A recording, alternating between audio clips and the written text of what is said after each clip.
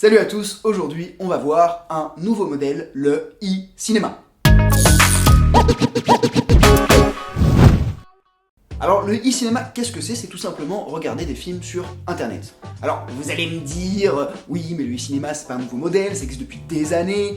Alors oui, regarder des films sur internet, ça existe depuis des années, notamment avec la communauté de cinéastes amateurs, ou avec la web série pas mal aussi, où généralement ça se finance comment ces projets? Souvent avec l'argent du producteur qui est au final le réalisateur et éventuellement avec quelques guichets associatifs. Non, là le e-cinéma, je vais plutôt parler d'un point de vue professionnel, c'est-à-dire comment est-ce que en diffusant un film sur internet, on peut le financer. Donc pour répondre à cette question, j'ai eu la chance pendant les web programmes d'interviewer Dominique Bachy. Alors Dominique Bachy, c'est un réalisateur qui a sorti un long métrage qu'il a choisi de financer avec un modèle économique autour du e-cinéma. Il faut savoir que dans le e-cinéma, il y a deux sous-modèles. Le modèle où le film est gratuit pour le consommateur et le modèle où le film est payant. Là, dans cette interview, on va plutôt s'intéresser au modèle payant, mais j'ai aussi interviewé l'un des créateurs de Golden Moustache qui, lui, va nous parler du modèle gratuit. Dans cette interview, vous allez apprendre 4 choses. Déjà, quel est le budget du film de Dominique? Donc, ça va être un peu un modèle pour qu'on puisse voir à peu près c'est quoi le budget d'un film de e-cinéma. Quel est son plan de financement? Donc, comment est-ce qu'il a fait pour le financer? Quel est l'avenir du e-cinéma, ce nouveau format comme j'ai dit? Et la dernière chose que vous allez apprendre, c'est un conseil plus global pour tous ceux qui veulent faire de la réalisation. Alors c'est un conseil très basique que vous avez déjà entendu à mon avis plein de fois, mais je pense qu'on ne le répétera jamais assez. Je vous souhaite une très bonne interview. Hello à tous, bienvenue pour cette interview. Alors je suis avec Dominique, bonjour Dominique. Bonjour.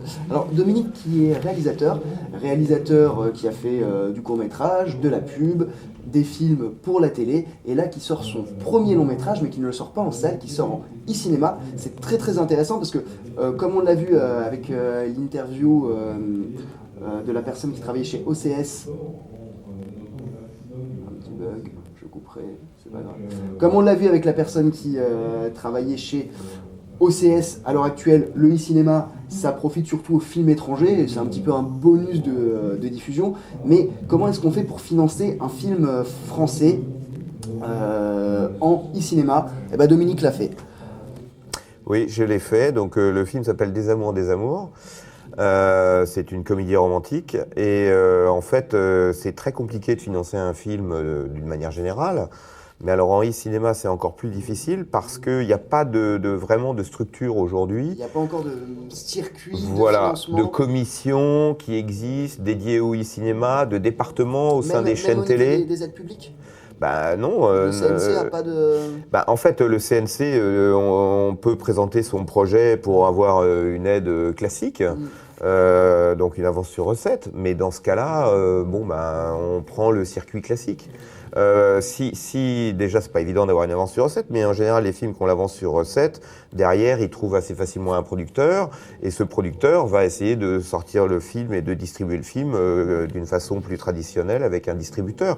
C'est quand on rentre dans le circuit des aides, après on a les chaînes... L'avance sur recette, il faut pas déjà un producteur?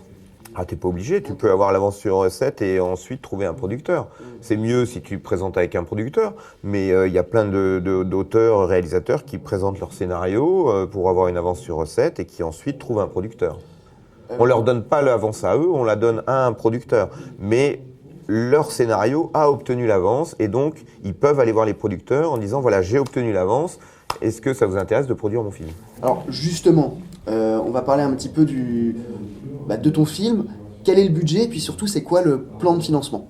Le plan de financement, le budget, c'est un budget largement en dessous du million d'euros parce qu'on appelle des films à micro-budget, des films en dessous du million d'euros. Donc nous, on est à la moitié, on est environ à 500 000 euros. Le plan de financement, ce film a été financé avec des fonds privés. Donc déjà, nous avons mis notre argent. Tu es aussi producteur. Voilà, je suis aussi producteur. J'ai une société de production depuis 1990 avec laquelle j'ai produit tous mes courts-métrages.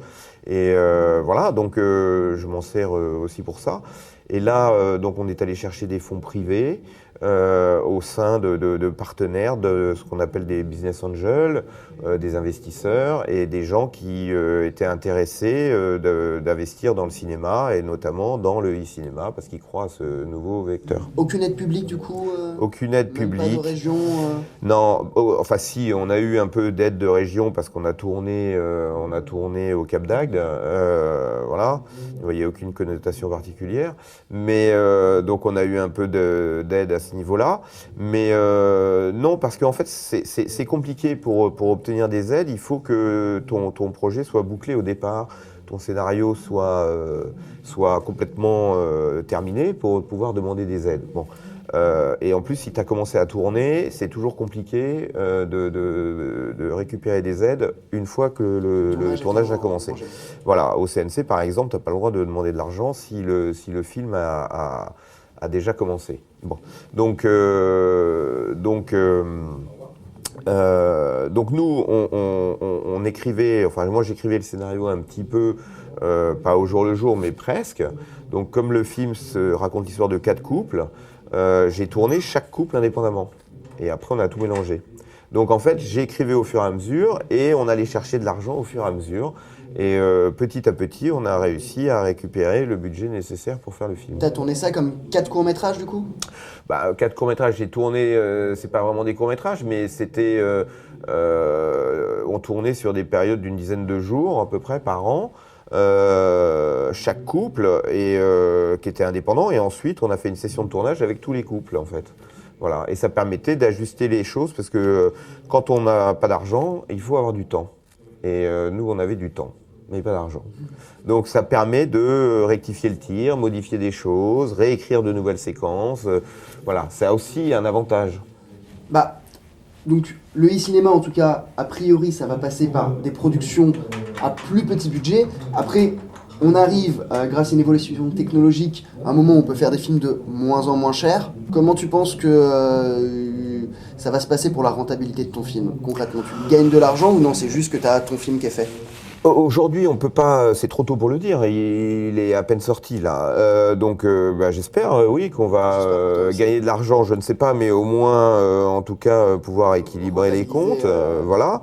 Ça, on verra. Aujourd'hui, personne n'est vraiment capable de le dire parce qu'encore une fois, on est sur un nouveau vecteur de diffusion. Donc, on déblaye un petit peu le terrain, on défriche.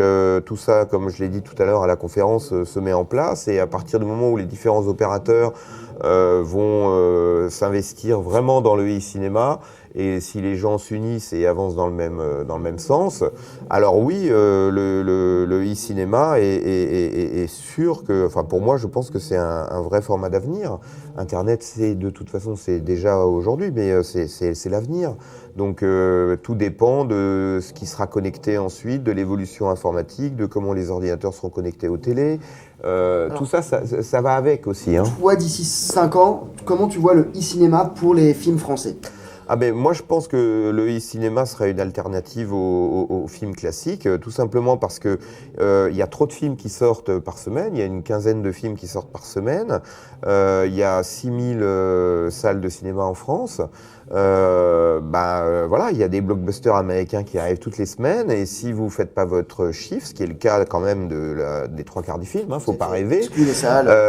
Au bout d'une semaine, tu dégages. Bon.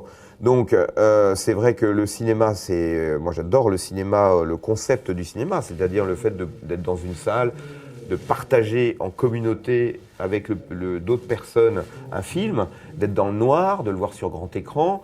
Ça, c'est irremplaçable. Hein, tu ne vois pas de la même manière un film au cinéma que tu regardes un film à la télé ou un film sur Internet. Parce que tu peux avoir un appel, tu peux manger en même temps, tu peux faire ce que tu veux. Donc du coup, la concentration n'est pas forcément la même. Maintenant, le film en lui-même, qu'il soit e-cinéma ou salle de cinéma, ça reste un film.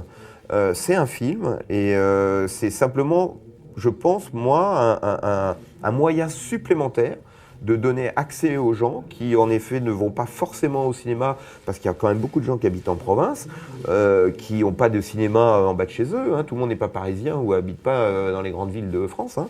Donc il faut penser à ces gens-là, et c'est aussi leur donner un moyen de découvrir des films qu'ils n'auraient pas forcément découvert, parce que justement, ils ne peuvent pas les voir au cinéma. Donc je pense que le e-cinéma est complémentaire du cinéma classique. On va proposer peut-être une autre offre. Voilà, une autre offre, et il faut juste que ça se mette en place avec les gros opérateurs, Orange, TF1, etc. Et si, pour le faire connaître au public, ce que je disais tout à l'heure, c'est qu'il faudrait qu'il y ait en effet quelqu'un d'important dans ce métier, EuropaCorp, Luc Besson ou Gaumont ou UGC ou Spielberg ou qui on veut, qui décide de lancer vraiment un film en e-cinéma.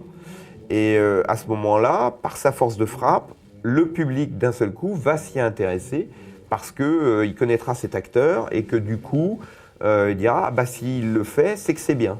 Voilà.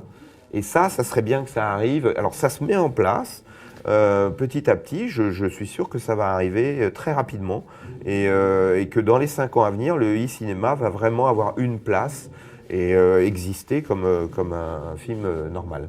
Et donc si les gens veulent continuer à voir des films ou à écouter de la musique et que pour que les créateurs puissent vivre, c'est un peu normal qu'il faille payer un petit peu, parce qu'on ne peut pas avoir tout pour rien, c'est pas possible. Parce que nous, à un moment donné, on n'aura plus les moyens de faire des films, hein, ça c'est clair. Hein.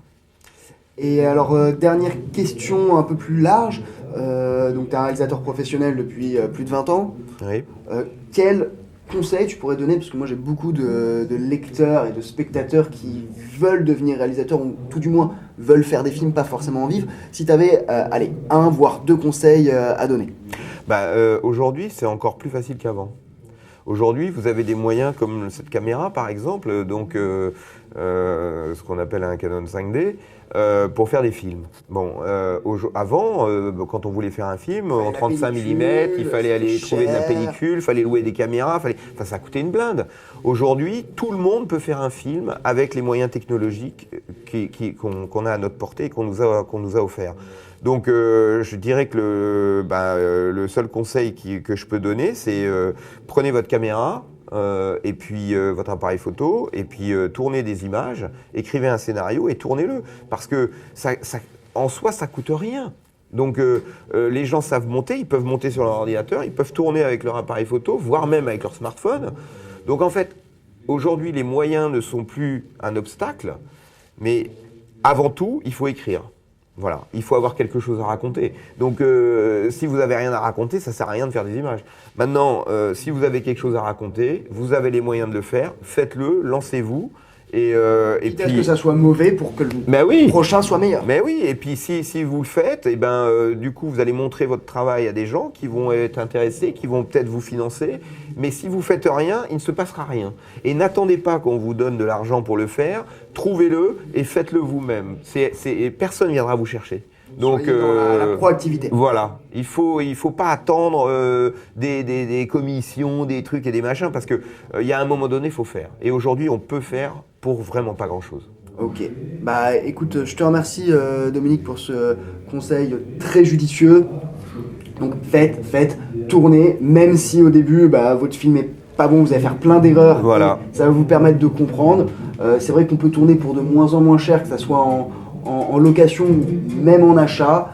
Il y a de plus en plus de personnes qui sont prêts à faire des films, même gratuitement, des personnes qui se retrouvent le week-end pour tourner. Des comédiens, bien sûr, des films de potes, et ça peut être très bien. Hein. Et ça peut être le début alors vous ne serez pas réalisateur diffusé en salle en 6 mois. Non. Mais qui sait, ça peut être le début dans 5, 10 ans. Et puis vous diffusez sur Internet, tout le monde peut diffuser sur Internet. Exactement. Donc il ne faut pas l'oublier. Donc de toute façon, quoi que vous tourniez, ça sera vu. Super. Je te remercie Dominique. Merci de ton temps et puis Merci. On va se retrouver pour une prochaine interview sur le Web Festival Programme. Ciao. Au revoir. Je sais pas pour vous, mais moi ça me passionne, tout ça, se dire qu'on va pouvoir peut-être dans un avenir proche financer nos films d'une autre manière. Alors oui, ça passera par des budgets qui sont plus petits, des équipes qui sont réduites, peut-être un film qui sera un peu moins léché techniquement et encore, Mais voilà, il y a des choses qui sont en train de se faire. Si vous voulez devenir professionnel, c'est vraiment des choses importantes à savoir parce que on est vraiment aux prémices d'une nouvelle vague et c'est comme ça que l'avenir économique de l'audiovisuel va un petit peu se métamorphoser.